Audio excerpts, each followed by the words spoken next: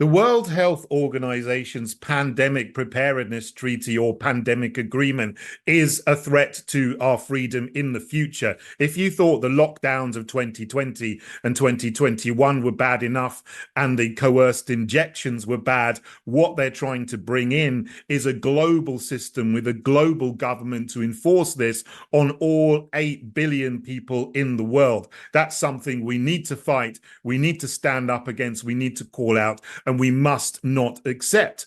The UK government, very surprisingly, has said that it's not going to sign it. And it's not going to sign the latest draft of this Pandemic Preparedness Treaty. Now, that sounds good, but beware, it's not as good news as it sounds. We're on the 9th iteration now, the 9th draft of this treaty, and it's going to go forward in the World Health Assembly in Geneva later this month. That starts on the 27th of May, and we will see what happens there. And I'll be watching with great interest, as I'm sure many of you will as well.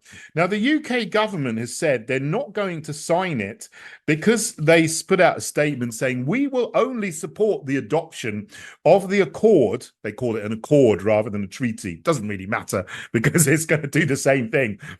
And accept it on behalf of the UK if it firmly is in the UK national interest and respects national sovereignty. Now, the thing is, they're not saying that because they care about all of the tyranny that it's going to introduce. If this thing gets passed by the 194 members of the World Health Organization, it's going to bring in the power for them to declare an emergency and enforce lockdowns on all of their members, coerced injections, which goes against bodily autonomy, removal of people from their homes, imprisonment in quarantine camps for your safety, of course, and travel restrictions with vaccine passports, more draconian than we saw in the first lockdown, along with digital identities where you will have to prove your vaccination status and probably whether or not you've said anything which they declare to be misinformation. That will come along with powers for governments to totally control everything that is said, not just on the mainstream media, but on social media as well,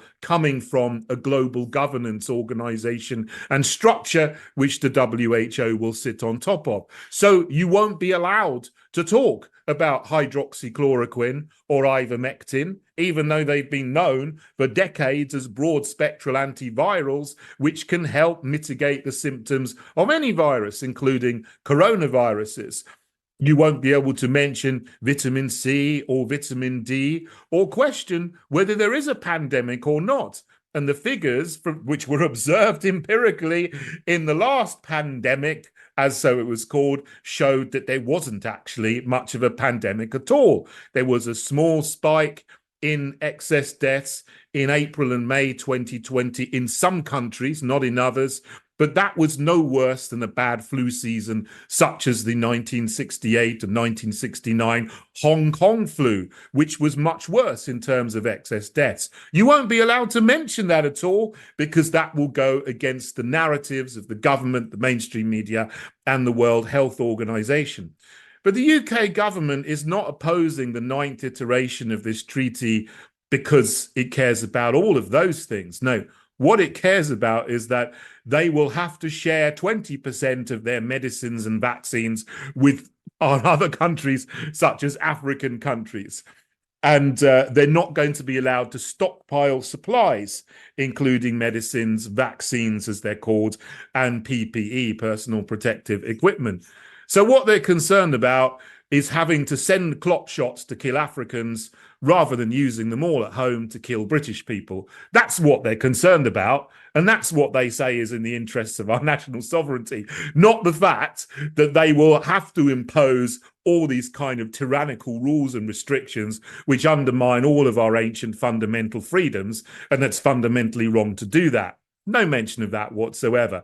So in a way, if this government does vote against it, well, that's a good thing. But don't be sure that they will, because this could just change in a 10th draft of the treaty before it goes to the World Health Assembly at the end of May, and then they could sign it again. The only country that seems to have come against this treaty for the right reasons so far is Slovakia, and good for them. And also the state of Florida, and good for them as well. But we've only got 2 weeks left. We're going to need a lot more countries to actually vote against this thing and realize that this is a tyrannical imposition of global government, which is going to militate against our freedoms.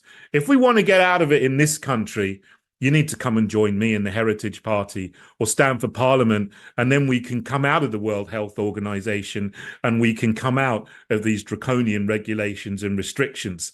I wouldn't take much comfort in the fake Conservatives supported by Labour, Lib Dems and the Greens in this country, or any other mainstream party around the world which is beholden to the WEF and the WHO.